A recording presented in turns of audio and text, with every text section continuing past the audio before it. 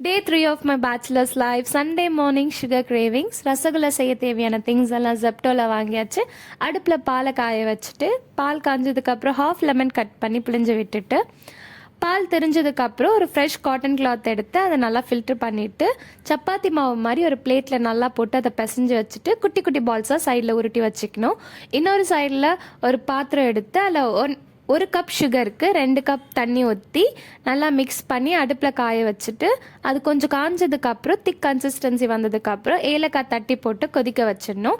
அதுக்கப்புறம் அதுவும் கொதிஞ்சதுக்கப்புறம் குட்டி குட்டி பால்ஸாக பிடிச்சி வச்சுருக்க அந்த பன்னீர்ஸ் எல்லாம் நீங்கள் அந்த சுகரில் போட்டு எடுத்திங்கன்னா ரசகுல்லா ரெடி. உங்களுக்கு தேவைன்னா எக்ஸ்ட்ராவாக சில நட்ஸ் எல்லாமே நீங்கள் அதில் உடச்சி போட்டிங்கன்னா உங்களுக்கு நல்லா இருக்கும். டிஃப்ரெண்ட் ஃப்ளேவர்ஸ் கொடுக்கும். ட்ரை பண்ணி பார்த்துட்டு கண்டிப்பாக சொல்லுங்கள்.